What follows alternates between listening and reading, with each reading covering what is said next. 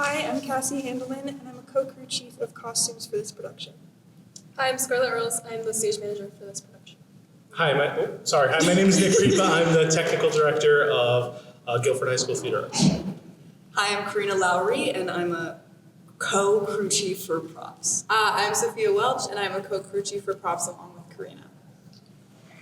All right, on to the technical aspects. What are your fields? You worked on costumes, on sets, on lighting. I've done some. I was in a production freshman year, and then I shifted over to costumes. I work closely with all of these people, so a little bit of everything.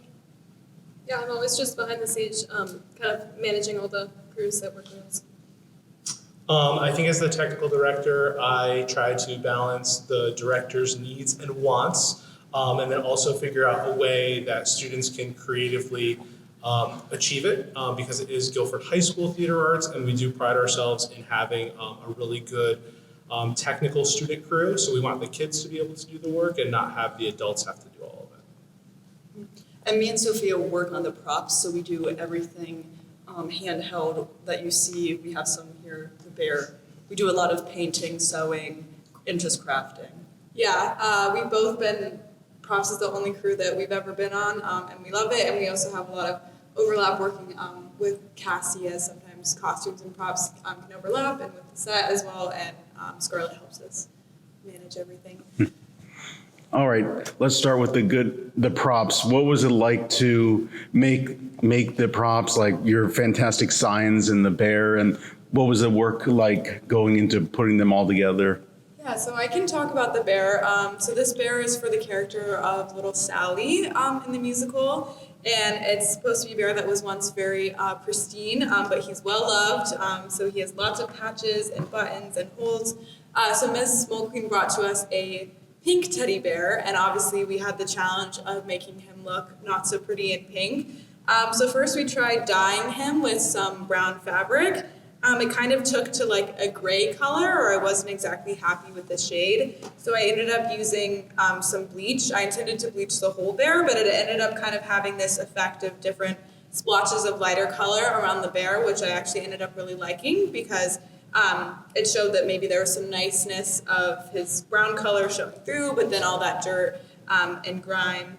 And we had some people on our crew add in the patches and his little button, just kind of showing that her bear had been through a lot and that he was well loved, and kind of the gritty atmosphere. Yeah, a lot of what we've been doing for the show is distressing things to make them look more like the Urinetown vibe. Yeah, and then for this sign, we worked closely with Mr. Ripa on this. So he cut out the shape and the different layers and the letters with the laser cutter on cardboard. And so we tried to do a lot of detailed painting to, again, kind of add that rusted, distressed look and make it cohesive with the rest of the set. And yeah, we added these ornaments to look like light bulbs to bring it all together. Yeah. And then the protest signs, like the one that you see here, are for the Act 2 finale. So we've had a really fun time brainstorming all the different puns and stuff, playing with like the humor of the show. So yeah, it's been really fun. Now going into the actual set pieces, what was construction like for that? Yeah, I feel like my job as the technical director and also kind of being in charge of the set is trying to figure out a way to put the director's vision to fruition while allowing students to do it. So a lot of the things that you'll see, we've figured out that cardboard is a great medium to work with. It's easy to cut, it's easy to glue, it looks really well if you use it in a specific way. So over on my right, we have this big cardboard tube that stands 24 feet tall. We were able to scale it to its real size using a CAD software and a little bit of simple math. And then we were able to cut that out on the CNC laser cutter that we have. I would like to also just put to light that a lot of the support that our program gets has been from the Guilford Fund for Education. They're always supporting us, and they have through the years. They purchased a laser cutter for us, and as well as our TAPS organization. They were actually able to get us this awesome tube that's behind us. It originated from cow water troughs from Tractor Supply that then just got chopped up into pieces. So we really can't do it without the student support, but also the community and the parent support. If you guys want to talk about that, maybe. Yeah, a lot of the things that I do as a stage manager is kind of working with adults in the community, as well as our parent support group, kind of helping produce the program and manage all the actors and the food that they need and things like that for tech week. For costumes, I work closely with my co-crew chief, but also a adult advisor, Judy Wallace, and we're able to create these costumes back here. A lot of what we've been doing is distressing, similar to props, but also we manage all the alterations, the fittings, the measurements, and the general, like trying to produce something that the audience will connect with, I guess. So we have to think about how colors will work based on the lighting and the rest of blending it in with the rest of the set. Fantastic. Thanks for all your input. And last technical thing I can think of is lighting on that aspect. How's lighting being managed for the play? Yeah, we don't have a representative here from the lighting crew, the student crew here now, but I can kind of talk about that from a couple different perspectives. So the first thing that I realized as a technical director many years ago is that not only stage lights really add to the effect, but practical lights do a really cool job of making the scene feel real.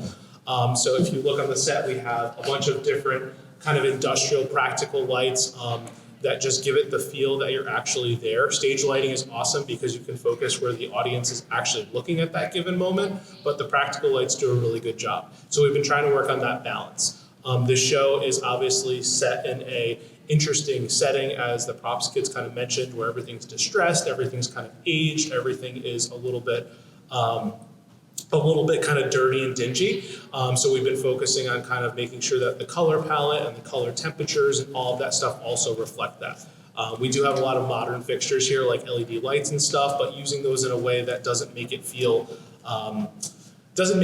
weird or doesn't make it feel out of place. So a lot of the stuff that we have is LEDs, but a lot of them are also to the right color temperature that makes it feel like it's kind of like an old dingy area.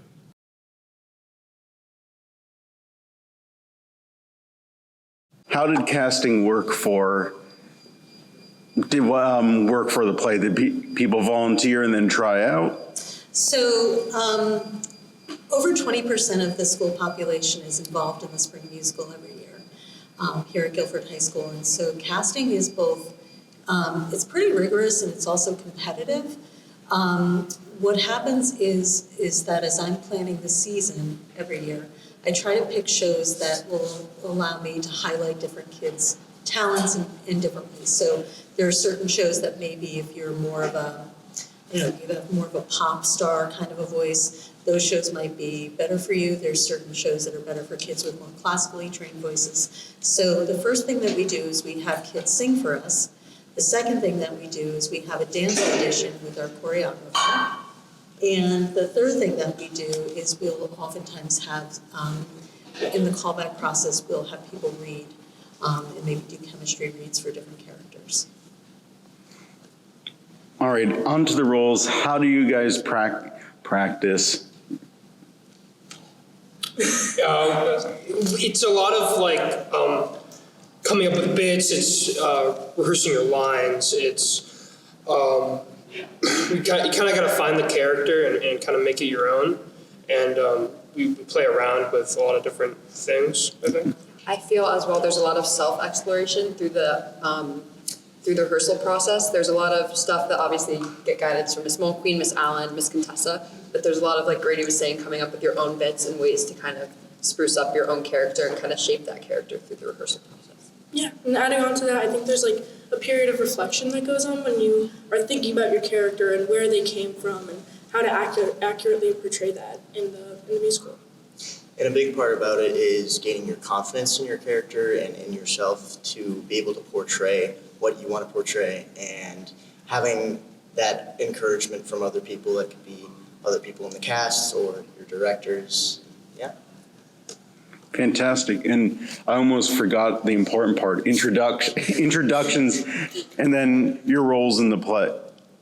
I'm Grady Jones. I play Senator Phipp. My name is Noel Morton. I play Bobby Strong. I'm Kara Mulkley-Teasdale. I'm the chair of the Guilford High School Theater Arts Department, and I'm also the director. My name is Elizabeth Riel, and I play Miss Millennium. I'm Emily Jones, and I play Penelope Pennywise. Okay, how was the choice of Urinetown made as this year's or this quarter's performance? This year's performance. So it's really, it's an interesting process. Every single year we kind of take a look at the like I said earlier, how do we do a show that's a little bit of a contrast from the show that we did previously. So last year we did Legally Blonde, which was, girl power and flashy, and it was about hope and work, et cetera, in this very positive, clean world. This year, I always love exploring things that are maybe a little bit contemporary. I think they're accessible for the students. This show is kind of like a hidden musical theater gem. It debuted in 2001, so it's been around for a while. And it won Tony Awards. It was really, it got overshadowed a little bit at the time by 9/11. But it's got a great book. It's really, really funny. The music is fantastic. It's based on the work of Kurt Weill and Bertolt Brecht. So it's a little bit deconstructed. It's a little bit industrial.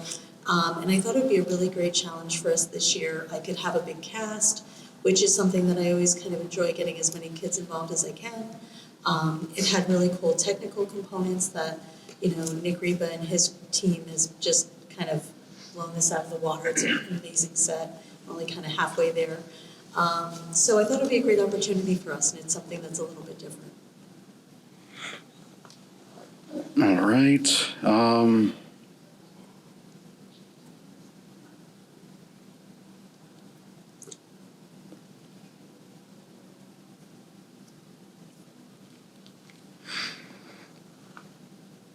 I ran out of questions. We can talk about the play a little bit. Yeah, a little bit of a little teaser without giving away the plot. Yeah, so the play basically takes place. There's been, before the curtain opens, we learn that there's been a 20-year drought, that water has been completely scarce. So kind of like a Mad Max sort of situation. There's no water in the world. And even the most basic human needs, like being able to use a public amenity, has been overtaken, and people have to pay for the privilege to do these, private, tending to our morning ablutions and things. And so Emily's character works for a corporation that is that controls all these public amenities, and along comes a hero who says, this isn't fair. We have to make sure that everybody has the same rights as everybody else. And so he leads this sort of rebellion so that people can have the privilege to pee, basically, without having to pay for it. One of the things, earlier you had asked me about this idea of how did you choose this show. This show has been in my back pocket for about 25 years because I love it. It's a great show. And despite the title being a little bit off-putting, there's nothing objectionable in it. It's actually you could bring kids to this show very easily. It's funny, it's campy, and the best thing about it is that there's these little Easter eggs of all the golden age of Broadway musicals. So audiences who come to see it are going to see there's an homage to West Side Story, there's an homage to Fiddler on the Roof, there's elements of Sweeney Todd, there's elements of Evita, there's elements of Les Mis. So it's kind of fun, as these musical numbers, you sit there and you're saying, wait a minute, didn't I see that in Fiddler on the Roof? And the answer is yes. So it's really fun. And then I guess the other thing that I really like about this show is, despite the fact that you're dealing with a rebel kind of fighting the power, so to speak, the message of the show is basically that the only way out of any trouble at all is for communities to come together. Nobody is 100% right about anything. And I thought that was a really relevant message. And I've been really enjoying the whole process with the cast because we have kids in the cast who span the entire gamut of Guilford High School. We've got kids who are really into the robotics teams, kids who dance, kids who are actors and singers as their main thing to do, kids who are varsity athletes, captains of varsity teams. And it's this happy, I don't know, maybe I'm I don't know, maybe being happy, but It's a really special thing. it feels really great. It's we're all kind of together and we're creating this art, and it's just really powerful. So I'm really enjoying the process. Yeah. One last final question. What's your favorite part so far of working on the production? Oh, that's a good question. Grady, take it away. I don't want to see it. Think about it. Oh God. Take your time. So much. I think the comedy of it is really good. It's more than just toilet humor, which a lot of people think it is, but there's also a lot of really good comedic jokes that we have and comedic things that we have in the show, and that's what my favorite part about it is. I say my favorite part is probably like working with my castmates to come up with like special things to do in the scenes and things that aren't scripted, things that aren't blocked, like even just like a look or like a little like touch, like a nudge, something like that just really, I think, deepens the whole experience when you're watching it. And it's really fun to come up with these little funny bits, and I think it brings us a lot closer as a cast. Yeah, definitely. Going back to like the dynamic, I feel like all of GHSTA this is the second production I've been in with GHSTA. I feel like just like the cast dynamic is very, very a special thing. And I feel like that everybody becomes so close-knit, and like the amount of new relationships that we all build is just something that I feel is like something that really differentiates us from a lot of different programs, and something that's a really special thing about high school. I really like the philosophical, like, underlying things under like the text. I also really like being evil. I think that's I've never really gotten the chance to do that before. So my character's pretty evil. So I'm enjoying that. Right. I mean, that's kind of what's so fun about theater is I think is like Grady is the least evil person in the entire universe. So it might be fun to be like, what does it mean to act like somebody who doesn't care about other people? Like, what is that like, and what can you learn from those people as well? It's pretty awesome. I like it.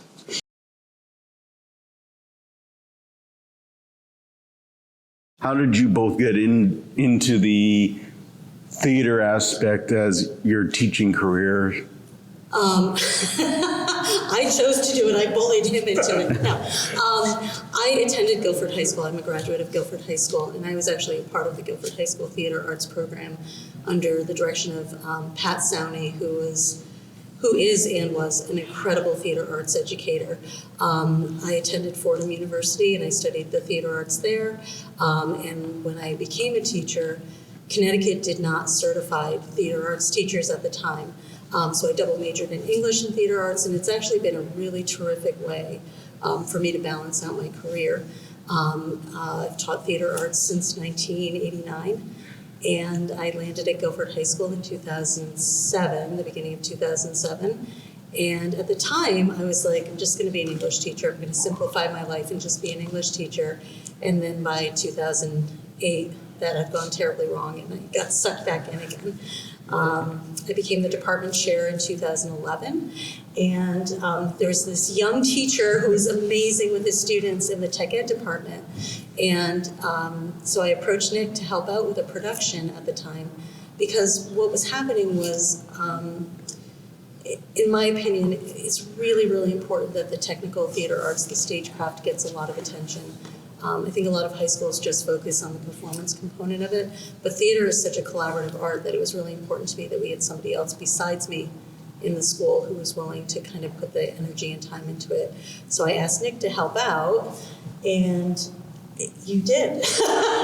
Yeah, so prior to doing this, I really have no formal training in any technical theater elements. YouTube taught and just kind of exploratory and just kind of learned as I went. Generally speaking, at heart, I'm really like a car guy, so this is the polar opposite. I always say that high school Nick Repa would have never thought that adult Nick Repa would be doing technical theater work, but I really enjoy it. As Kara mentioned, I think I really enjoy it because it's what the kids do. Like the students that we were just interviewing with the props, if you give them a little bit and they run with it, it's awesome to see what creative pathways they take after you give them a little nibble of something. So, obviously I help them design the sign and help them cut out the sign, but then from there, it's really cool just to see where the students will go. Sometimes they surprise you, sometimes they need more guidance, but for the most part, I think it's awesome that both of us really, from all aspects of theater, really still stick to the point that it's high school theater art, so we really want the kids doing the work and we want to be the advisors. I mean, one of the things that I think, Nick will never say this because he's humble, but Nick is one of the most extraordinary teachers I know because of his involvement in the program. so many kids who I think may have felt like they didn't know what to do, or they felt like they were insecure about how to do things, or that they may not have had the abilities to do things. I think Nick took his lived experience as being somebody who wasn't really into theater, but was willing to give it a try. And you can see that in everything that he does with the kids. So again, just like we were talking about, the cast has people from across the school community. The technical crew has kids from across the school community. And I think it's the strength of our program that we have so many kids with so many different skill sets. There's not just one type of Guilford High School theater arts student. I think you can kind of go anywhere in the school and you'd be surprised at how many kids are engaged, and I really attribute that a lot to Nick and his skills. All right, on to the theater program a bit itself. Started out as a study hall or after school and weekend base. When did it start transforming to an actual, you have a class to work on this stuff, not just weekends and after school? Yeah, I can talk about that. So in 2011, I started here as a fresh teacher, fresh out of college, and we, as you mentioned, were doing this stuff on the weekends after school, and kids were coming.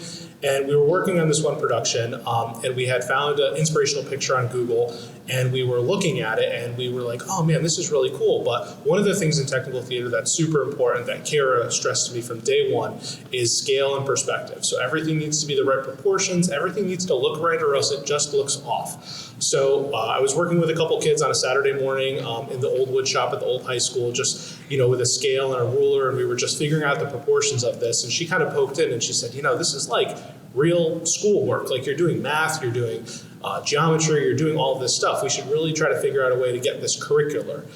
So as that happened, what was really cool is that we were able to approach Guilford Public Schools and kind of pitch them with this idea. And now we have multiple technical theater classes that run each year, where we do things curricularly. We still do the stuff after school, and we still do the things on the weekends. But what also stemmed from that, and Kara can speak to it, is her theater experience class. And then after that evolved, now they have International Baccalaureate Theater as well.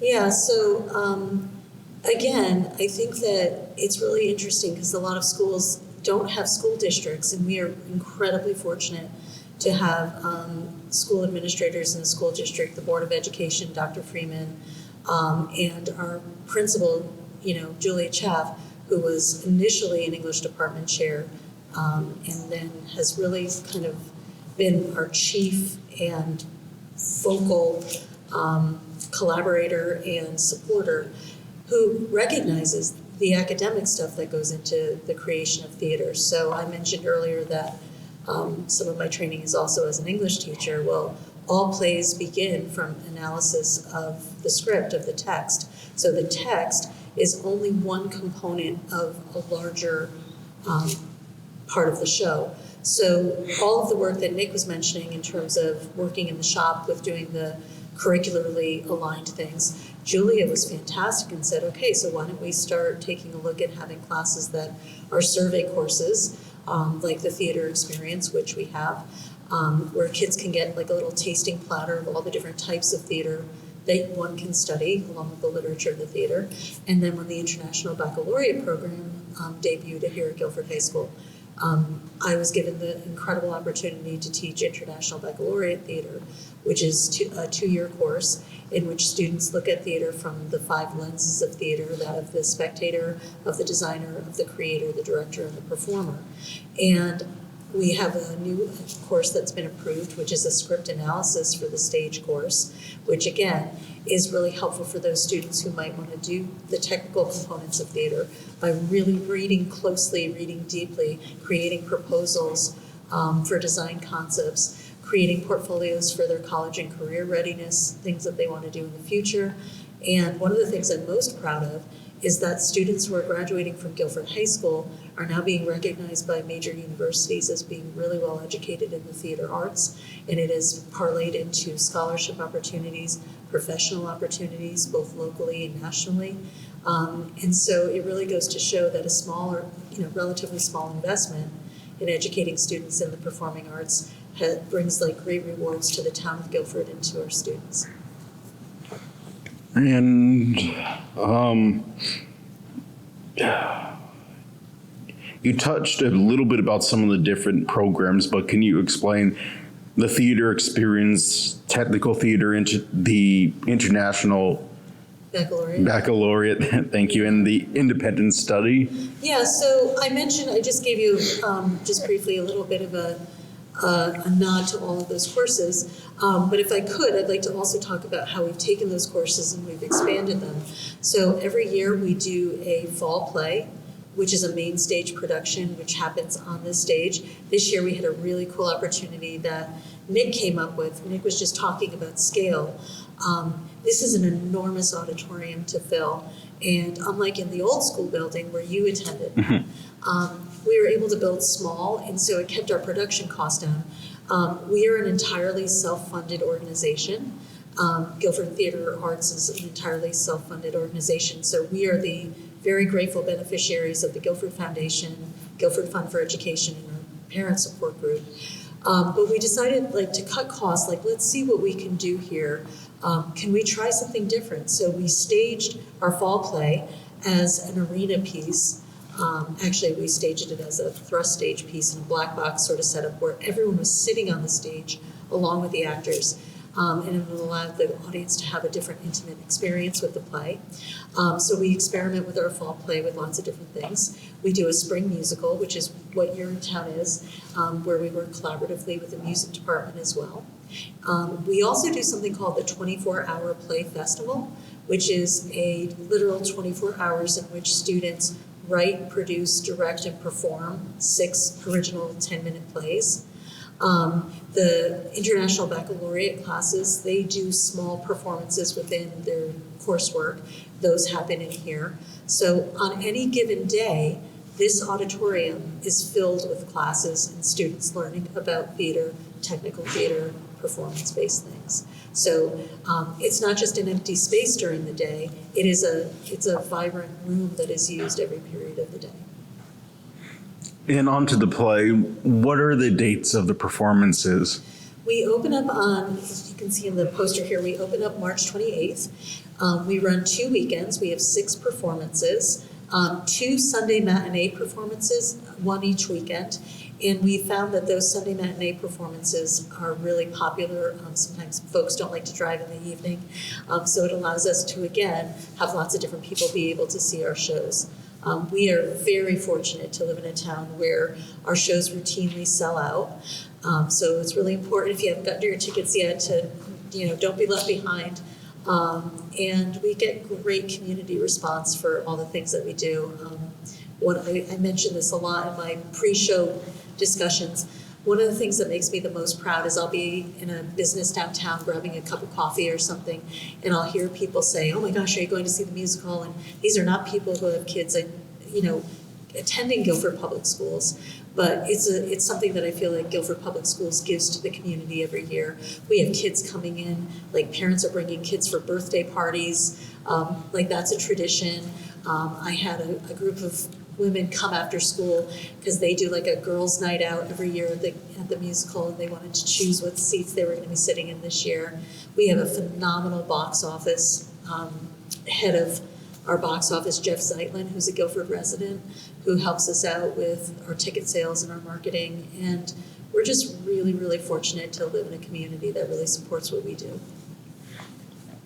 And where can residents get tickets? Guilford, ghsta.weebly.com. Yep. And I believe there's a couple local sites, local locations. Yeah, if people don't want to buy tickets, Breakwater Books oftentimes sells tickets. Posters are around town. We have a Guilford High School Theater Arts Facebook page and an Instagram page with links for ticket purchase.